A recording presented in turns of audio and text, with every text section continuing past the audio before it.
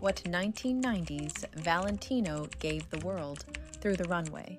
When fashion historians describe the 1990s, they often frame the decade as a turning point, a period when the industry grew suspicious of excess and increasingly uncomfortable with beauty that appeared effortless or ornamental. Clothing became quieter, flatter, sometimes deliberately anonymous. Elegance was treated as something to be dismantled rather than refined. But that interpretation only tells half the story. At the same moment, fashion was pulling away from ceremony and visual authority. Valentino Garavani was doing something remarkably consistent and remarkably unfashionable. He was preserving elegance by reworking it, not freezing it in the past and not defending it loudly, but recalibrating its scale, structure, and discipline so it could survive a decade obsessed with rejection. The runway was where this work became visible. Valentino did not issue manifestos. He did not provoke with slogans or spectacle. Instead, season after season, he allowed proportion, color, fabric, and pacing to do the work. His shows felt measured when others felt chaotic. They felt resolved when others felt provisional. What Valentino gave the world in the 1990s was not nostalgia. It was continuity, a visual language capable of moving forward without erasing its own intelligence. You're watching Cultured Elegance. Make sure to like, subscribe, and become a channel member today. The runway as a place of order. By the early 1990s, the fashion runway had changed dramatically. Shows grew darker, louder, faster. Music became aggressive. Models moved with urgency. Designers increasingly used the catwalk as a stage for attitude rather than evaluation. Valentino resisted this shift almost entirely. His runways remained structured environments. Lighting was even and revealing. Music regulated rhythm rather than imposing emotion. Models walked at a measured pace that allowed garments to be understood, front, profile, and back, without interruption. This philosophy came directly from Valentino's formation, which was unusually rigorous even by Paris standards. After studying at the École des Beaux-Arts and the Chambre syndicale de la couture parisienne, Valentino entered the atelier of Jean Dessay in the mid-1950s. Dessay was renowned not for decoration, but for engineering movement. His gowns were constructed almost entirely through draping rather than flat pattern cutting, built directly on the body so fabric could respond precisely to motion. Dresses were tested while walking, turning, and sitting. Any garment that collapsed or twisted under movement was rejected. Under Dessay, Valentino learned that elegance was not static. A gown had to remain composed while in motion, descending stairs, crossing a room, entering a space. This attention to balance and gravity stayed with him throughout his career. He later moved to the house of Guy Laroche, where the focus shifted from drape to discipline. Laroche was known for clean architectural lines, restrained embellishment, and uncompromising standards of proportion. Seams were scrutinized. Sleeves were recalculated. Lengths were adjusted repeatedly until the garment achieved visual equilibrium. At Laroche, Valentino absorbed an equally lasting lesson. Restraint was not the absence of work, but the result of it. In this Parisian lineage, clothing was expected to declare its quality immediately. A well-made garment did not rely on narrative, styling tricks, or performance to succeed. Its authority was visible in the cut, the fall of the fabric, and the precision of its finish. If a dress required explanation, it was considered unresolved. That standard shaped Valentino's entire approach to the runway. He never believed clothes should be sold through theatrics. They should be legible at a glance, intelligible in motion, and convincing without commentary. Decades later, in the 1990s, as fashion increasingly relied on shock, attitude, or context to generate meaning, Valentino was still operating by this earlier code. His runways reflected a trained certainty. the belief that a garment, properly made, could speak for itself.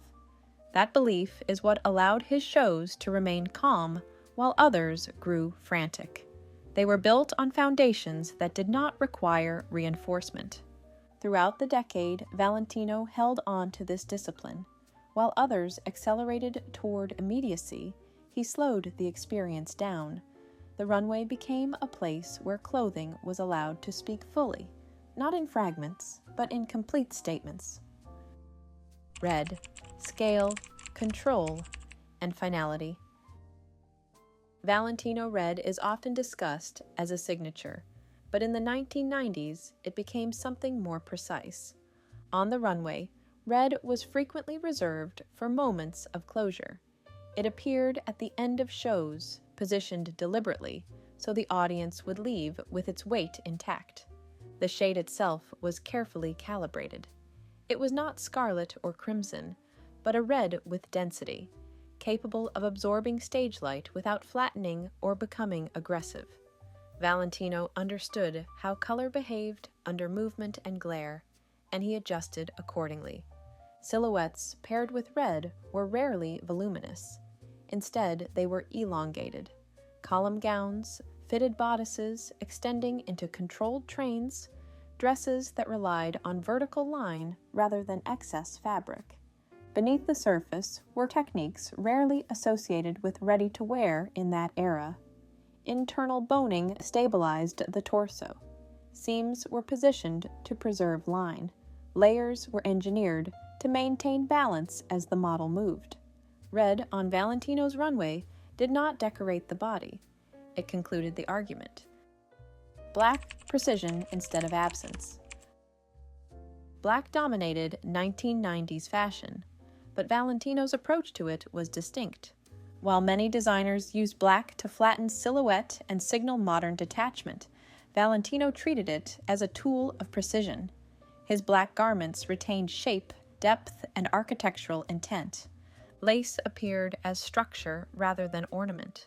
Sheer panels revealed construction rather than skin. Matte and reflective surfaces were balanced to prevent visual collapse. From a distance, these dresses appeared restrained. Up close, they revealed discipline, careful tailoring, calibrated proportions, finished edges. On the runway, black functioned as concentration. It reduced noise without erasing meaning. Beige, camel, and tonal neutrals, confidence through exposure. Warm neutrals were among the most demanding garments Valentino presented in the 1990s. Beige, camel, sand, and soft brown offered no visual camouflage. Any imbalance in cut or proportion became immediately visible. Valentino embraced this risk.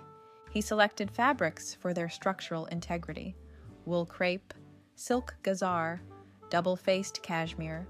These materials held line, absorbed light evenly, and resisted collapse. On the runway, neutral gowns communicated authority through clarity. There was nothing to distract from the cut. The garment either stood on its own or it failed. In a decade preoccupied with novelty, Valentino used neutrality as proof of confidence. White and ivory, ceremony without explanation. White appeared regularly on Valentino's 1990s runways, but never as fantasy or costume. There was no bridal narrative, even when silhouettes echoed tradition. No symbolism imposed, no explanation offered. Cape gowns, embroidered bodices, column dresses in ivory silk appeared simply as formal clothing, complete and unself-conscious. Valentino rejected the idea that ceremony required justification. He understood that women still desired clothing that marked significance, even if society no longer agreed on which moments deserved it. The runway preserved formality as a choice rather than a mandate.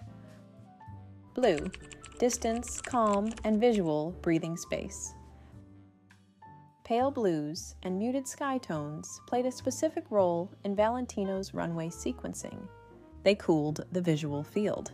These garments were often restrained in surface detail, but exact in cut, clean necklines, controlled sleeves, disciplined hems. The color created emotional distance, allowing structure to dominate perception.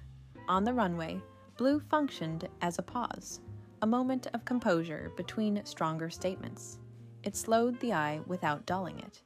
Valentino understood pacing as carefully as he understood design. Florals and pastels, romance engineered. Valentino's florals during the 1990s were frequently misinterpreted as sentimentality. In reality, they were among the most technically controlled garments in his collections. Floral motifs were integrated into fabric rather than applied superficially. Prints were scaled deliberately to avoid decoration for its own sake. Placement followed the body's movement rather than obscuring it. Pastel gowns were anchored by structure. Soft color was counterbalanced by defined waists, architectural shoulders, or draping. Romance in Valentino's hands was not emotional indulgence. Pink, warmth without regression. Valentino's pinks resisted the childish associations common in the 1990s. He favored muted tones, rose, dusty blush, softened coral, colors that carried warmth without sweetness. These shades appeared in garments with internal discipline, sculpted bodices, precise seams, controlled silhouettes. On the runway, pink communicated seriousness, softened by grace. Femininity here was chosen, not assigned. Green, gravity through rarity. Green appeared sparingly in Valentino's 1990s collections. Emerald, olive, and forest tones were selected for density rather than brightness. These colors grounded the palette and slowed the rhythm of a show. Green gowns often appeared mid-sequence, acting as stabilizers, visual anchors between stronger tonal statements. Valentino used green to reconnect elegance to permanence, without romantic excess. Gray and metallics, modernity contained. Gray and silver allowed Valentino to engage with contemporary language without surrendering warmth. These garments emphasized texture over color, satin, metallic thread, structured weaves that caught light subtly rather than theatrically. On the runway, gray created calm rather than detachment. It refined silhouette without erasing presence. This was modernity, managed through craft. Embellishment, time made visible. When embellishment appeared, it carried intention. Gold embroidery, beadwork, and surface detail were placed strategically to reinforce structure rather than overwhelm it. In a decade increasingly governed by speed, Valentino's runways documented time, the labor required to finish a garment properly. Luxury was measured not by excess, but by commitment. The women and the pace. Valentino's philosophy was reinforced through casting. Supermodels such as Naomi Campbell, Claudia Schiffer, Linda Evangelista, and Carla Bruni walked without performance. Their expressions remained neutral. Their movements were controlled. They did not sell the clothes. They presented them. Elegance moved at its own pace. What Valentino ultimately gave the world. Valentino's greatest contribution to the 1990s was not opposition. It was preservation. He demonstrated that elegance could evolve without dissolving, that discipline could remain relevant, that beauty did not require irony to survive. Through the runway, he maintained a visual language that might otherwise have disappeared, not loudly, not defensively, but intact. If you enjoy fashion history told this way, where the runway is treated as a language rather than a spectacle, you can subscribe to the channel here on YouTube. And if you'd like to support this work more directly, you can also become a channel member, which helps make long-form pieces like this possible. Thank you, everyone, and I'll see you in the next video.